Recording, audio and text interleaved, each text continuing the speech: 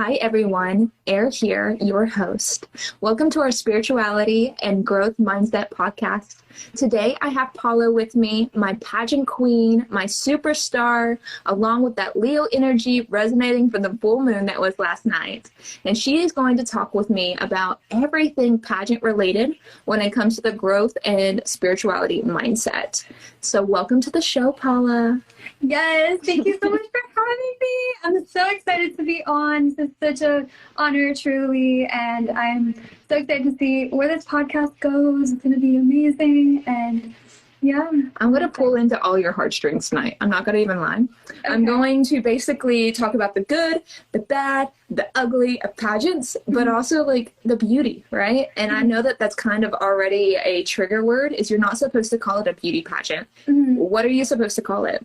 So, well, in a way, like that is an aspect of it because I believe beauty comes from the inside. I truly believe that. Like, we're all beautiful in our own way, and like your heart is what makes you, who you are as a person. And it's a trigger because sometimes like society thinks like you have to like fit this specific mold, but that's not true. It's our uniqueness that makes us who we are, and that's the difference is like the beauty and like our imperfections, and that kind of highlights that. Beauty pageants or any type of pageant truly highlights the beauty and like uniqueness and difference. And yeah, it does have a lot of ugly, beautiful, different things. That's very true. I can definitely agree with that as well. So tell us a little bit about how you got started, because I don't even know your full history. I just know that I know you won some titles in there. I know you've competed in several states, and I've seen you walk on stage, in that itsy bitsy bikini, and I'm like, I don't want to go back to those days. Yeah. Before you go on stage, you're like riddled with like nerves and stuff, and it's a lot of pressure for sure. But I think what really got me interested was watching the Miss Universe pageant, just being a part of like with my family, like watching that and just seeing like physically like oh my gosh, like who's gonna win this year? Oh, Miss USA, yes, like we love that. Like this year our Bonnie is actually a girl I competed with. She won Miss Universe. So that's huge. Like, that's so exciting. So Miss Universe. I wouldn't say we're friends, but I compete with her. I mean, that's the funny thing. And we'll talk about competition because that's going to be huge into your growth mindset, right? And then to your spirituality as well. And it's hard to become friends with people that you're competing against. And we're going to dive so deep into that here in a moment. But I also know that, you've also competed, but you've competed in different pageants where you've actually won. I think you said Miss Plano? Yeah, Miss Plano. I have the title. That wasn't necessarily a pageant, though. That was just like a competition, like if you like kind of like qualified for it, and then like you would get the title. But it wasn't like a pageant, like you like studied your stuff on set. It was more like an interview, like hi bye, and then like that was it. It wasn't in front of people. I would present myself kind of like one-on-one like this. Okay. But that has its own value too. Like, and honestly, I think it's more intimidating when you're sitting across from somebody and trying to convince them of your worth, right? Because that's exactly what pageants are about, is like, here I am, here's my 30-second interview, judge me. And then hopefully, at the end, you win like a scholarship or you win money. Like, what type of pageants have you done or that you know of? Like, what are the prizes? Like, why would somebody want to do it other than, the attention? So a lot of it has to do with experience. Like you said, like we do interviews and, questions, one-on-one things. And a lot of those things we do in real life. Like, it's just preparing you for actual job interviews. It's preparing you for having, these are so intense, and they have so much pressure because you're in front of people, not just you and another person doing the interview, but you have people watching who you're actually competing against. And it's like, oh my goodness, like I really hope I don't like embarrass myself or say something or trip over my words, which you do, but then you learn from it and you like just keep going. So that's kind of what comes out of it. I mean, you don't like expect to like win a lot, and I know most people who do pageants, you'll probably spend between $10,000 and $20,000 just on like the competition itself, like that's the dress. Car. That's like a Sorry, my very first car I bought out of pocket. It was $5,000. I'm really proud about that. I know you can't buy cars at $5,000 anymore, but no, you said 10,000 to what? 20,000? $20,000. Yeah, like my roommate spent the girl who like I roomed with during the competition. She spent upwards of $20,000 on it because there's just so much that goes into it that like people aren't aware of. So it doesn't have to do necessarily with the money. You're not really in there to win money. Like it's, I wouldn't recommend it if that's like the intention. But it's definitely an investment. But it's worth it. It's worth it. And you come out like with this like the sense of competition that you're talking about. Like day to day, we see competition sometimes as like a negative.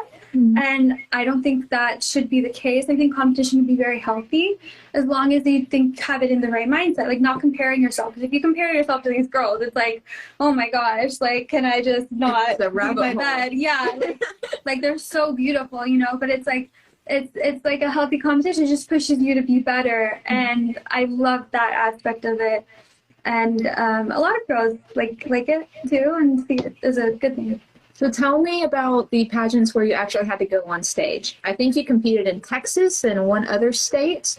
So like, what is the big difference between, the private interviews and like actually going to perform? So before pageants, I actually tried to compete for this Miss WBFF World, which is like a fitness competition. I'm super into fitness, always have been, like it's always been my thing. Like since I first could have a gym membership, I was like working out. I worked at gyms, my first job, well, my second job technically, but was at a gym and I love them so much. But I actually had competed and I had like done the deposit, everything, and then I developed an eating disorder from the fitness competition. And it was just because you have to be a specific type of like physique and it's a lot more like hard on you. So being in that specific like mindset and like that was just so unhealthy for me. And I tried it a few times, actually tried like 3 times, 3 years. And it was just not possible for me to get to that like level and stay mentally healthy. So I like had to switch up and then I did the Miss Texas and then it was like an amazing experience. And then where you compete, I would still support and I would still watch it. And, you learn stuff from watching it as well. Did I ever think I would be on it? No, definitely not. I had the premonitions like, oh my gosh, pageants, so superficial. That's like so bad and this and that. And then I did it and like preparation was hell. Like it was a lot as well. But I did it and I was like, I'm doing this again and I'm doing this again and again. And I love it. And it's because you feel accomplished. Like you worked so hard these months to be on the stage, to make it, like the walk, the like little things you don't even consider. Well, walk me through that. Like, what are the categories that you have to compete in for a pageant? Like, so, I know the physical walk, something about swimwear. Like, pretend like I don't know. So when you go into a pageant, the first thing that really kind of people notice or people really look into or you have to prepare for, and this is before recording, before anything, is an interview. So judges interview you one-on-one and there's about a panel of 6 judges and each one asks you questions, and this is done in a room in front of everybody. Like how many people might be in that room? There's about between 30 and 50 people waiting for their turn. Yeah, and like they're just like, it's focused on you. You don't have any time to think of your answer. You turn around and you just like, they throw them at you. And you have to answer them as eloquently and as quickly as you can. That's something I would want to do. I'd want to be a judge. I'd be like, okay, think of the most abstract spiritual question of like, how do you attune yourself with the lunar cycle? And just kind of see how they react to it. And if they vibe, they're going to be like, well, I let my menstrual cycle flow. And I'll be like, that's my girl right there. That is my winner. I am on board with her. Just so anyone listening, I am ready to be a pageant judge. So, okay. Yeah. So the interview. Amazing one. And then Is it like a Hunger Games type of setup where like if you pass the interview, you get to go to the pageant? So Or do you get to do everything? everybody gets to do everything. As long as you like you know you've done your dues and everything, you do the judging, and then after the judging, you do the walk. So there's like a preliminary, which is like the main one, which is like the most important one, which is the one that's actually criticized, like the one that's actually judged, and they pick the winner on the preliminary, and then the Just based off a walk. Yeah, like you walk in your swimsuit, you walk in like a nice dress, and then you walk in like a kind of casual like dress that everyone wears, like similar colors. People used to do dances, but not anymore. So that's one aspect of it. And then the second day, it's a 3-day process. The second day, or the last day, sorry, is the like official like pageant show, and it's like where you walk in like your evening gown, and like everyone's announced the winner and all of that like hoopla. But like the really important one is the preliminary. That's the one where they'll like take you out, they'll pick the top 15, they'll pick, you know, who like won like specific like miss like loved like by everyone, people who like voted for her, things like that. Miss Congeniality. Miss Congeniality. Yes, moving on my mom. Like, what is that word? But that's exactly what I think of when I think of pageants. Is Miss Congeniality. So is there an actual talent portion then? Because I didn't hear you say that. No. There's not a talent portion, but there's person like who people vote and like who got along with the best people, who is like the sweetest, or who has like, you know, like people vote, and those also like make it, and like you get like noted for that, which is amazing. You know, it's an amazing experience for all of those. But the spiritual aspect of pageants that like nobody really talks about is like you're kind of like in this zone where you have these girls who are like working towards a similar mission, and that mission is to be like the best, like all around like wholesome person like you can be. So it's like you want to be intelligent, you want to be beautiful, you want to be healthy, you want to be like nice, because that's a really big thing that they focused on.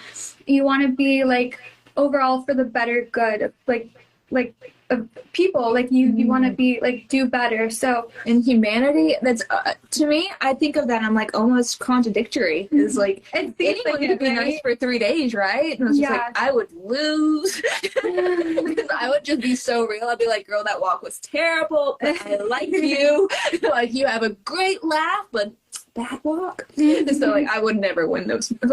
yeah, but like it's something that like even if you are like really real and stuff, girls are like that and they win because it has to do with like also being your authentic self, and like it's like full acceptance of anything and like everything. Like so my sarcasm has a chance. Yeah, no, definitely. Like differences like make you, you know, and they make you special, and like that's really what pageantry kind of teaches you as well. Like you don't want to be like everyone else, you want to stand out, and usually the girls who win are the ones who like stand out and like kind of, you know, like are a little bit like peculiar, like you notice them, and then those are the ones that win. And so that's just like an interesting thing that I like a repetition, like repeated thing that we kind of know. There's me and my friends who've like been on it for a few years. So you have plenty of years as well too, because you're only like 24. So like I think you can compete in pageants until you're like 27 or 29, depending on what type of pageant it is. Yeah, I think it's 28. I think I missed it at 27, 29, right in the middle. Yeah, and actually it's funny because the girl who won Miss Universe was 29, and she was like saying how, oh yeah, like this is like my last year to compete, and I'm so grateful, and it kind of gives everyone hope, like, you know, just keep trying, like maybe, you know, this will be your year, and it's really special. Like it is a little bit limiting that it is until like 29 or something. Like you'd think I feel like beauty starts at 30, to be honest with you. I think I'd look better in my age group than I ever did at 22 or 21. Yeah, maybe that's just my ego. Like no, I agree completely. Like our brains fully develop at what, like 25. So how can you like be like this like beautiful person before then? Like how, like when your brain isn't even fully developed, like you don't know anything, like how does that even happen? Who am I? Yeah, no, and I see like this beautiful person, like Heidi Summers. She's gorgeous. I don't know if you've heard of her. She's like this Texas like bodybuilder. She's gorgeous. Heidi Summers. I've seen her. Yeah, okay. I've seen her a few times. She's like 33, 34, and every single time I see her, like she's famous, like I don't know, like I know her, but every single time I see her, I'm like, this person is the most beautiful human being I've ever seen in my entire life. Oh, now I gotta see her. And like in person. I'll put her in the show notes too. It looks like surreal. And like, I'm like, what is your skincare? Like, my mind is blown. Like, how is this possible? And yeah, like, definitely, like, I think beauty has a lot more to do with, you know, like, your inner self more than, like, she's such a beautiful soul. Such a beautiful soul. And I think it has so much to do with, like, your inner self than it has to do with, like, outer appearance. I think if you're, like, a mean-spirited person, you have, like, bad intentions or anything is wrong like that, it eventually comes out. And I think that's why people, like, associate, like, old age with, like, you know, not looking beautiful, not looking good, because, like, sometimes the spirit drags down as, like, our experiences, like, mold us. Oh, you got really spiritual with that. Okay, I love it. I'm activated now. Spirituality and modeling is like, I love it. Like, okay, so I'm going to recap what you just said, and we're going to go so deep down the rabbit hole. So you were talking about how as you age, you think people feel like they almost look ugly or like they're losing that vibrance because of their spirit, not necessarily because they're getting physically older. Go deeper, go deeper. So like, what made you even think of that? That's such an older thought, or an old, what's it called? An old soul thought for you. So, the reason why, like, that's factual to me is because I've seen it. I've seen, like I said, I've seen people with beautiful, beautiful spirits and souls. And to me, they're like so stunning and just so like magnanimous, like magnetic. Like, I just want to be around you. And then there's other people who like were beautiful, and then they just kind of like let life make them bitter, and then I couldn't be around them for my own personal safety or like for my own reasons. But it was almost like the opposite of a magnet. Like, I was like repelled from them, and then it was between wanting to help you and like, you know, like bring you back to who you used to be. Like, I remember you, like Inner child. yeah, it's like I remember who you were. Like I miss that person, and then like this person now who's like not the same anymore, isn't as like happy, or like there's just something off. And then like it's like they're almost like 180 difference with how they look as well. And I think that's why people really like associate it with that, because it's like, you know, like correlation is not necessarily causation, and it's just like so correlated. But I don't believe that is necessarily always the case, you know. So let's get into the growth mindset. And so before you even go to the interview or into the stage, you are in the gym, right? Like you are jotting down notes. You're learning recent like events, and you're learning politics and these type of things that require you to be mentally stronger, but also physically stronger. I grew up in the modeling industry. That's kind of, you know, most people know that history part about me. And I would be next to the pageant girls, because it's kind of the same, you know, physique that you're going for in the modeling industry as you are for the pageants. And I would see them almost, I'll go ahead and say it, working harder than, you know, the models, only because like they are going to be judged from literally head to toe in like a few days, versus models kind of get this repetitive thing of like, we're always kind of judged. So like if we had a cheat day, it's just a matter of time, versus you guys are going for that finish line, right? Yeah. And so I know though that really messes with your mindset, right? Negativity, positivity. And this is like a place where if you feel comfortable to get like vulnerable, I know that you mentioned a little bit of an eating disorder, which happens in the modeling industry, it happens in the pageant industry, it happens to everyday girls, right? Like, I'll admit, I'm right there with you. I hope my mom doesn't watch this, because I'm going to tell on myself so bad here. Sorry, Mom. Sorry, Mom. I love you. Hope she doesn't watch this. So I tried one cigarette in my entire life, and it was outside my mom's house.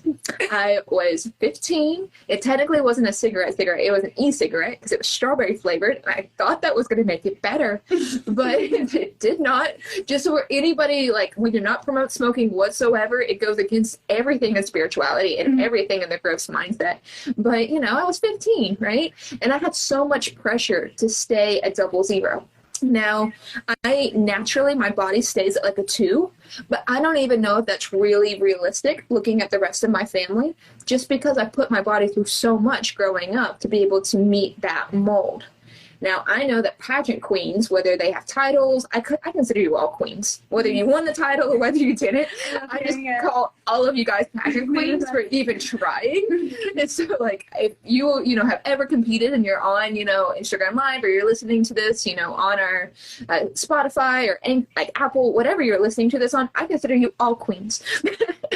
With that, I do know the pressures, right? I was like, you tend to starve yourself. I was on a military diet, like actually, like peanut butter, like a scoop of peanut butter bread and half a banana. And that's all you got to eat all day. And occasionally you got to eat a grape every other day. It was terrible. Don't do it. So like, but that is like, drugs go into it, different types of like just not eating whatsoever. So do you think that's a really popular thing amongst the pageant world? Do you think that was maybe just more personal? Drugs definitely are not a part of pageantry, like at all. Like no pageant girls do, at least that I've met. Like I've met a lot of pageant girls, none have ever even been like, at least in Texas, and no one has even like touched like substances or like illegal or anything like that. But yeah, definitely. Like I remember after I competed the first time, I had to go 3 months and I could not eat any type of gluten. I would like blow up like a balloon because I had gone so long without carbs that my body became unable to digest it. Do you think it physically assimilated to not having the gluten? So after the pageant, we had like Chick-fil-A, like they gave us Chick-fil-A sandwiches and I ate it. That's so nice. And I ate it and I got so like bloated that it was so painful. And I just had like a small little like just the bread. And I remember being like, I feel like I just had like 1,000 like bread things. I was like, this is so painful. And that was like a gluten intolerance due to like just months of strict dieting, like you said, like military diet, like no grains, like this and that. And I learned, don't do that again. The whole notion that like we have to like starve ourselves isn't necessarily the case. I didn't eat carbohydrates. I didn't know it would cause so much damage by not eating them. And you have to like slowly like go back into it. And there's like a whole process. You have to have a coach. Like there's everything. But yeah, like when you do that and stuff, and it is really hard on your body, and it is like hard to consider maybe not going the healthy route and like being unhealthy. And I don't want to go talk too much about eating just because the way it kind of came into my head was someone kind of suggested it a little bit, and then it just kind of like planted the seed. That's why I don't want to like go into any specifics or anything, because I don't want to do that to maybe like a younger listening or anything like that. Like I'm with you on that. I never want to do that to somebody else or like imply anything, because I never want that for somebody else. And that's why we're talking. There's like not to promote it. Like I definitely am not going to promote e-cigarettes, and that was the only time I ever had one.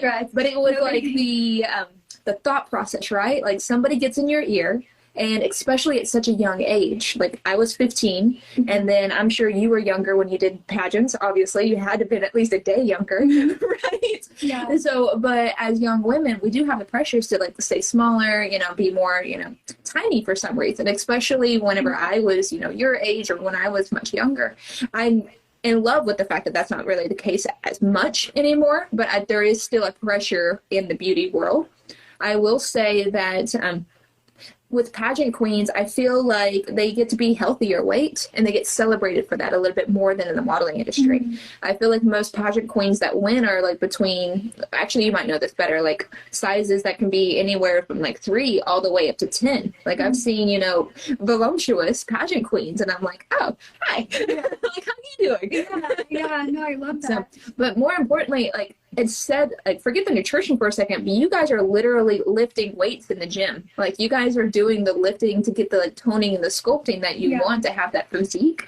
And I feel like lifting weights, like, we're gonna go into fitness because I know you love fitness. I love fitness. Like, yeah. And so the mentality before you even step on stage to go and be consistent in the gym and to lift weights, I feel like that's a whole different like setup, especially since I would say most pageant queens tend to be beautiful, right? I think you guys are all beautiful, but beauty's in the eye of the beholder, whatever.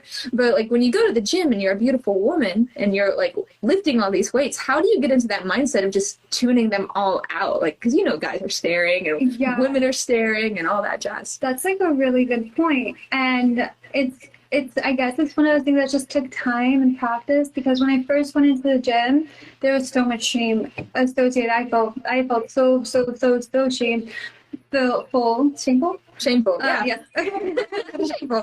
But I don't want you to feel, we're saying that word so oddly, like it's almost like an oxymoron. Shameful. Yeah, no, it's the reason why I think I felt like that. And when I like look back on it, like first like getting into the gym, like only wearing like huge t-shirts that cover all of your body, like never wearing like shorts, like only wearing like loose baggy outfits and things like that, and really like having to like slowly like take baby steps. I remember the first time I put on leggings in the gym, I was like, wow, everyone can see my butt. Oh my gosh, like this is not happening. And I think that comes with what you said. You know, the gym is predominantly there's men. There's a few girls too, but usually when you go, no matter what time of the day, although I do when it's mostly empty, it's gonna be filled with men. And as women, like especially if you've had, and a lot of us have, experiences that were very traumatizing with men, it's like you don't want to be around that. You don't want to be anywhere to do that. You don't want to be like victimized in any way, shape, or form. And so, or objectified. And if people look at you, it's like a huge trigger and things like that. And I don't know, I guess just like practice, like going there every day, just kind of like not caring what people think, like really like enforcing like not caring what people think. Really, that's the number one like tip I would give anyone, is just don't care. Like don't care, just do you and focus on that. It's so easy to say, not to do. Like, I'm a little bit aggressive. Like, I don't go to public gyms anymore, and I go more to like studios. I go to like dance studios, yoga studios, those type of things, which fortunately tend to be female based, right? Versus like the opposite of going. I was at Equinox once. I've been at Planet Fitness. I've been at LA Fitness. I've been at all of them throughout the years, and I would be aggressive and be like, "What do you want? Like, you can't even handle this." Me. Like, do you want this? I have mood springs. Like that type of thing. But like almost you have to like switch it. Whether you're like shut down, like you are able to kind of block it out over time, and you kind of have this passive, sweet, lovely, feminine energy. Versus I turn into like a polar bear, which I know you love. Like her handle on Instagram is actually about polar bears. I think like Paula what is your Instagram? Polar Panthera, but I recently changed it to Polar, so 2 R's. I change it all the time. It'll probably be different by the end of the podcast. When she came in, and this is totally off track, I promise we'll get back on track. She just started talking about polar bears.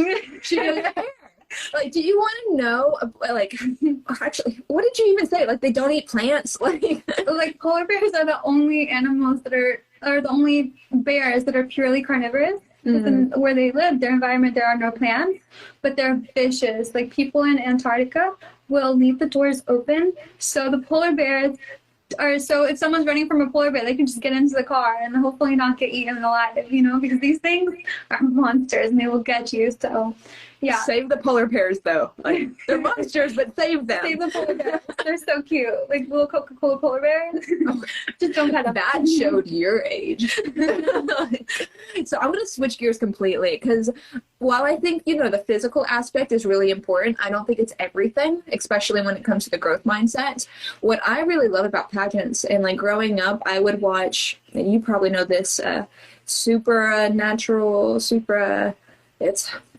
now I'm forgetting it. Supernatural. Miss Supra something. But I also watch, you know, Miss USA, all the regular ones, right? The one I'm thinking of is kind of like Miss Congeniality or something of that nature. I just can't remember. I'll put it in the show notes because, you know, I'm being a bad host right now. But what I really loved is they really had a section in this particular pageant that I'm thinking of that was about cultures. It had only to do about like diversity and public speaking about your individual culture. Okay. And so I feel like that's, you know, a way to like grow in almost to like the interview aspect. Did you get to express any type of authenticity with like, you know, your culture? Have you ever heard of that? Or so I think the first thing I ever did was like a multicultural thing. And it was like I was representing like a culture. I don't even think I represented my own culture, to be honest. Like, But that could be kind I of just cool. got picked to pick some random culture, but because my like thing was already taken, so I think I was like Miss India or something. I don't remember, but there is that aspect, like heritage, like representing who you are, like as a person, as like your ancestors, and it goes like deeper, and like that's beautiful. That's beautiful as well. I was only in one of those. I don't really remember too much about it, but that's definitely not in like all of the pageantry, like that aspect of it. Because a lot of people don't even know like their cultures anymore, like because it's just so mixed. And I think that's beautiful. Like some people are like Japanese and like white, black, like just all of these different things that makes them beautiful, and they're like one of a kind. Like it's amazing. Do you find a lot of diversity in pageants? You definitely do. It also depends on where the pageant is like located in. Miss Texas is known for the most like Miss USA like wins. So it's like the hardest pageant in like the United States of America, because like they're like the pressure's on, like we're gonna keep this position like number one, like so the number of people who compete is like sometimes it'll be up to 200. When I did it, it was like 30. Goodness. Yeah, when I did it was like 30, but like it's been like in the hundreds like before, and that's a lot of competition and things like that. I'm trying to be like hard. valedictorian of the pageant world. Oh, like there's 200 exactly. people, like we're going to class, like I feel like I'm graduating. So that's a lot of stress though. Like, how would you bring, and this is going to be the whole golden nugget, like this is the moment we've been waiting for, is you're a very spiritual person. I'm extremely spiritual, yeah. And so, like, I know that you love, too. Of course, I own a metaphysical store. It comes with the territory. With that, though, I know that can be kind of contradictory. Like, the pageant world is very materialistic, right? Like, for being surface level, real talk for a moment. And then spirituality, just like the model world, materialistic. On the flip coin, spirituality is the opposite. Like, right now, the industry I'm in versus the industry I was in growing up, 100% different. Same thing with pageants. But there is a way to correlate. There's bridges, obviously, because I found a bridge. You found a bridge. But I know that you love your crystals, and you love your herbalism, and you love your astrology, and like you have, I think you do yoga and meditation, like all these different forms. So is that actually common in the pageant world, or are you like the exception to the rule? So pageantry is trying to fix their kind of look. So they're tired of being known as like, oh, like bonehead girls, like don't think they're just like beautiful and that's it. Like now the girls who win have substance. And one thing that goes into that is the interviews. Also, like there's like viral things about girls who are asked like, how do we solve ISIS?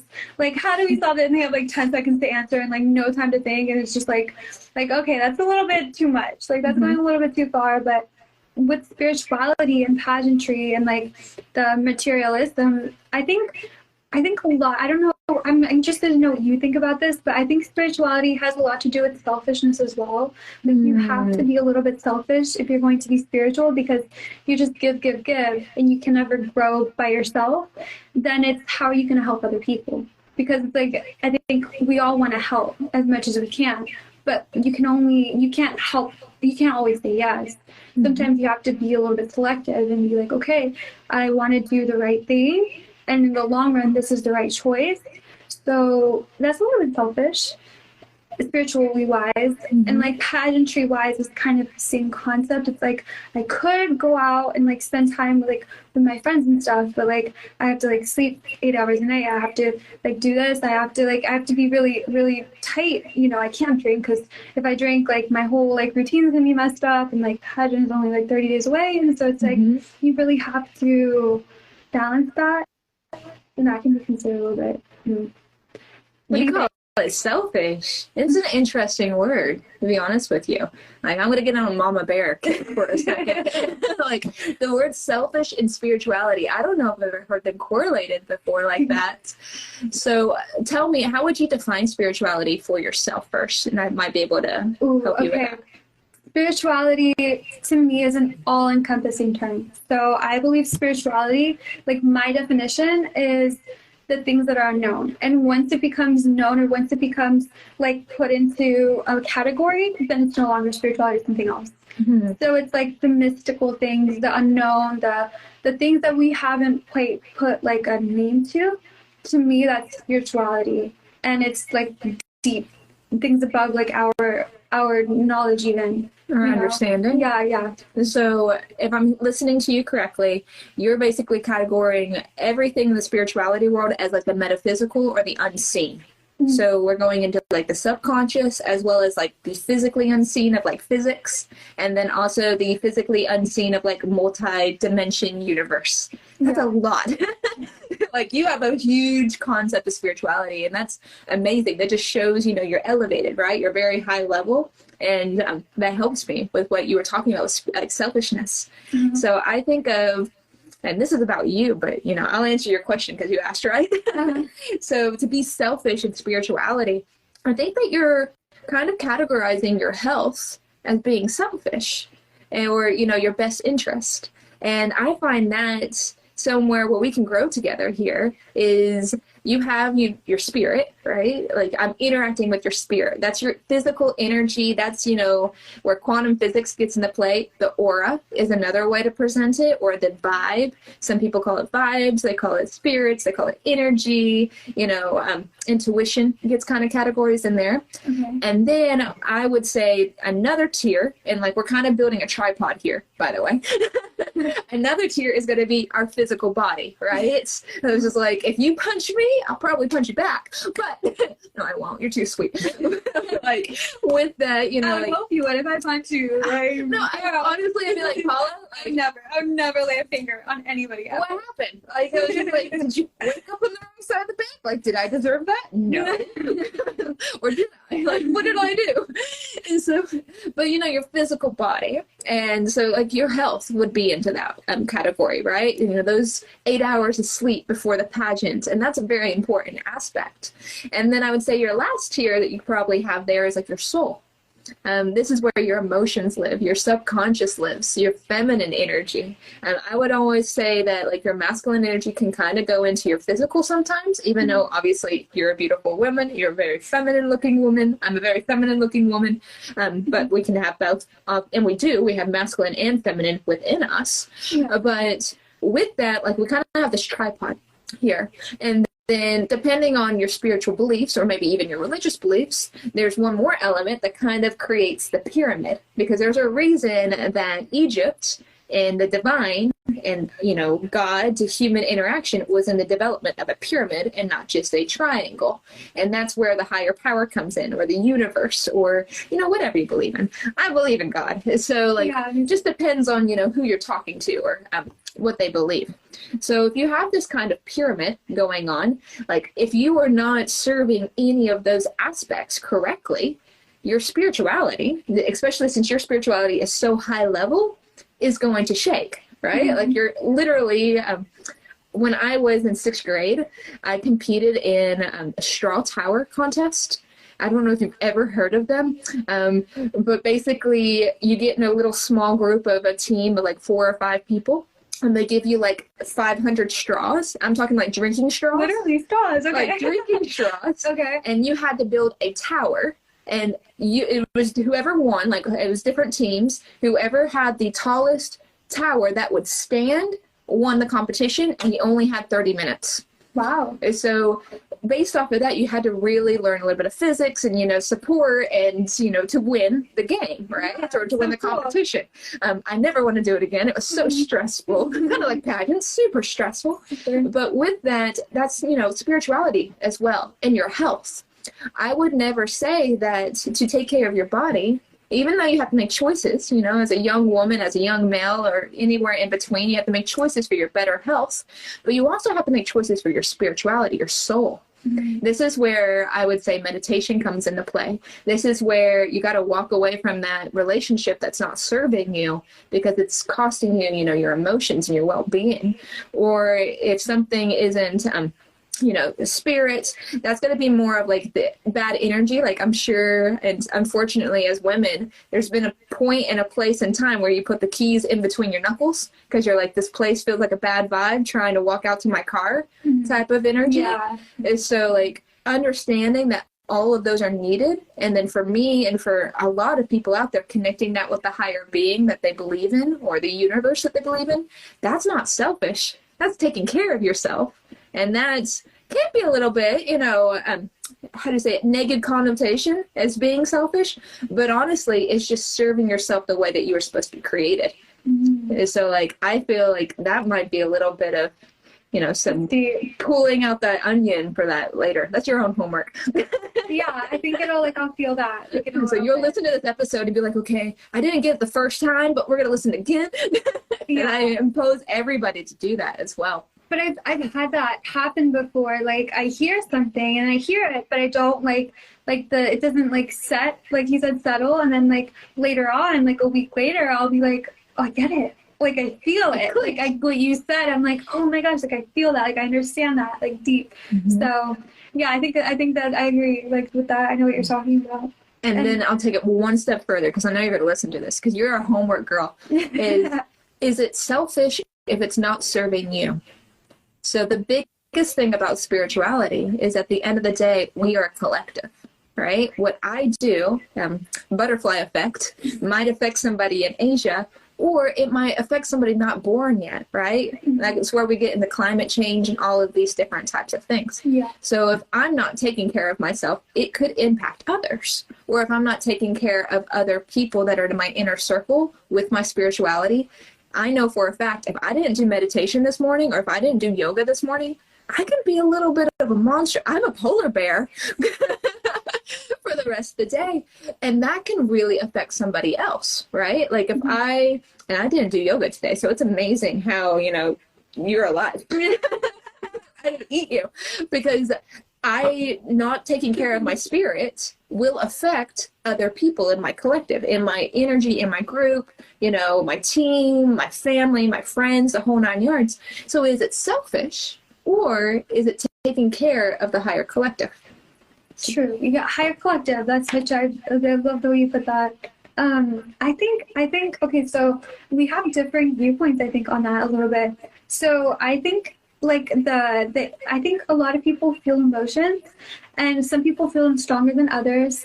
And I think people who like are successful, who do like go the mile and who are, have that like drive in them, I think they have like a lot of like anger. And I think not like it's like inner anger, but it's like anger that we have that, because I'm guilty of this too, that just comes out in bursts. Like it's almost like you could almost define it as like anger issues. It's not like I'm gonna like hurt anyone or do anything, but I get really, really angry easily. And it's like I noticed that like successful people have this quality, and I think it's something important, and it makes us who we are. Like my dad's like that as well. He has that inside him, and I've noticed that people have this as like a negative thing, like they associate it negatively.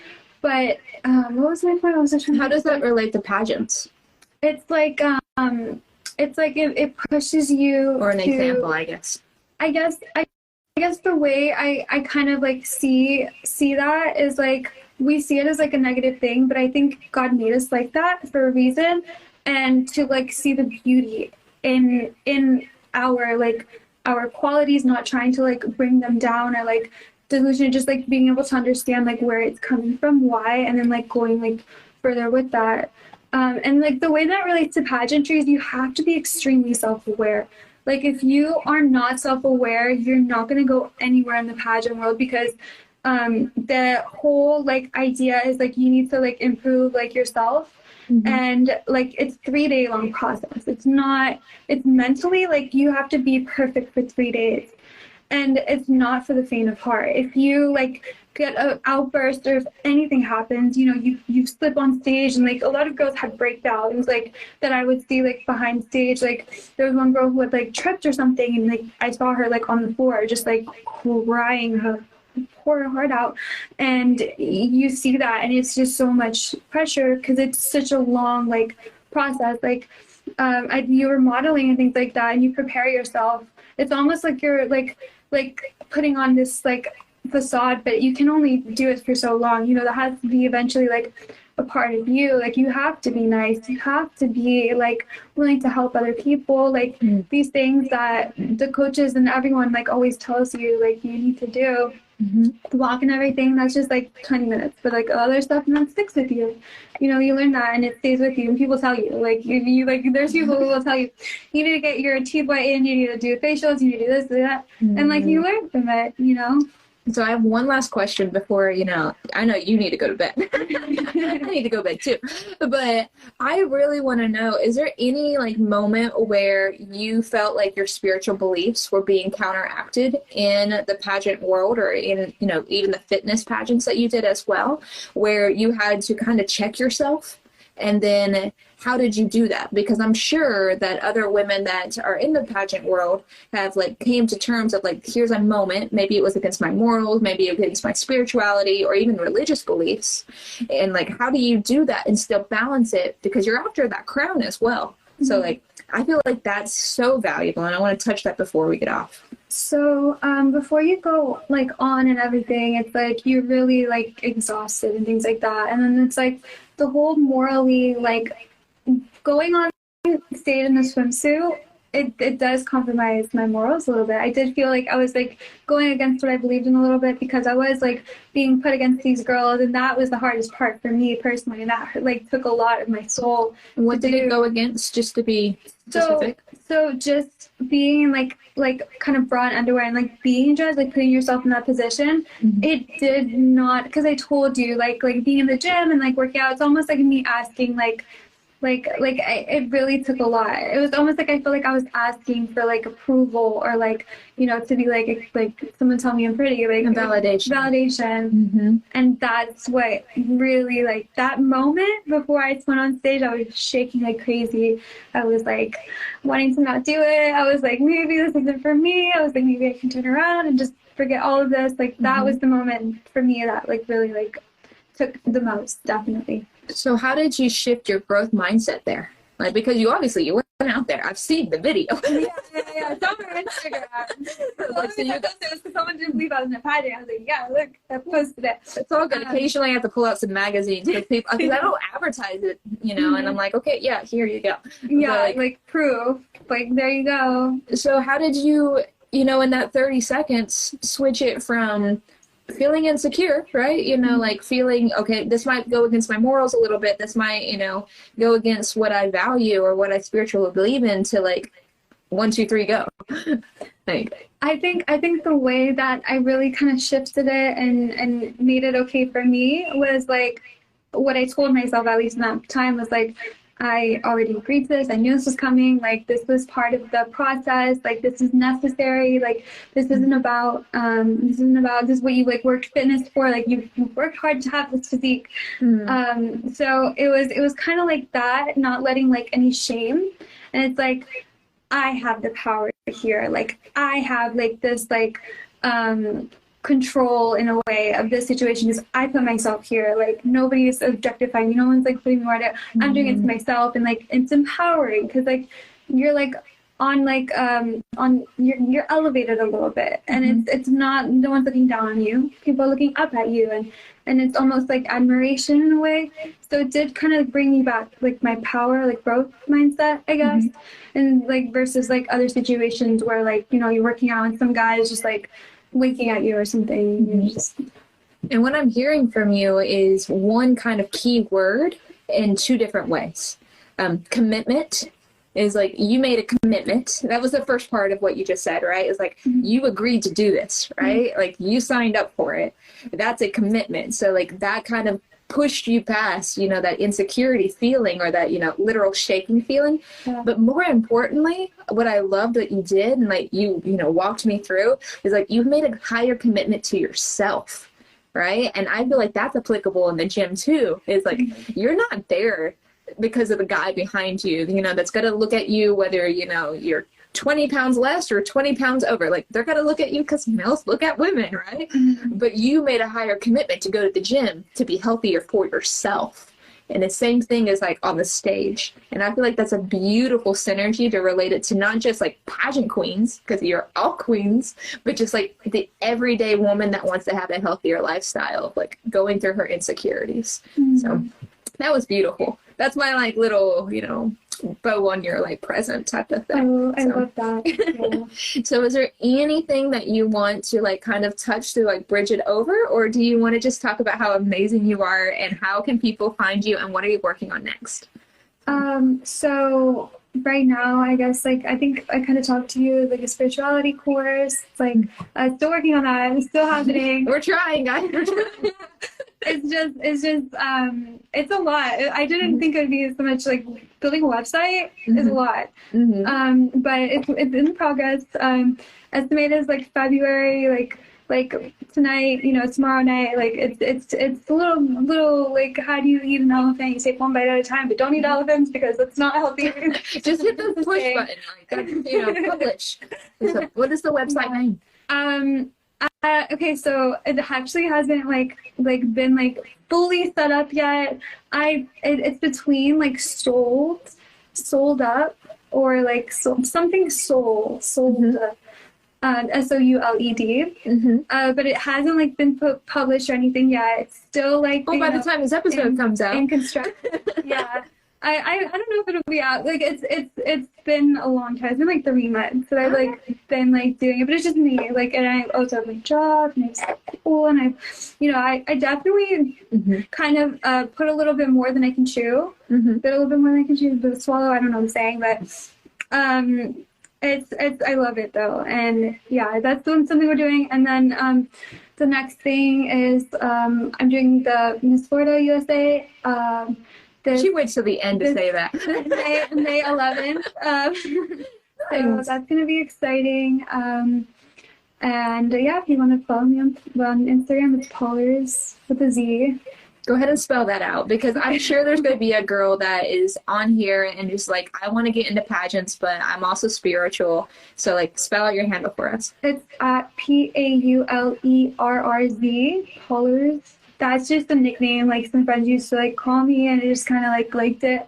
And it probably will change again. I change it all the time. So follow her now is what she's saying. Yeah. Well, you've been a gem, Paula. I absolutely love having you in store at Flying with Air. Thank you so and much. I love seeing you grow and, you know, just be a rock star. I know that you're going places. You just got to figure out where you're going, right? And that's for all of us, not just you. Like, me too. Like, I'm constantly like, okay, who am I? Where am I going? So you've been a pleasure. And then for all of our listeners, definitely go check out Paula. When she hits up that Miss Florida, I am going to be sharing her. So you guys better, you know, like root her on. Yeah, thank you. But thank you. Have a good night, everybody. And we are signing off. I'm going to bed.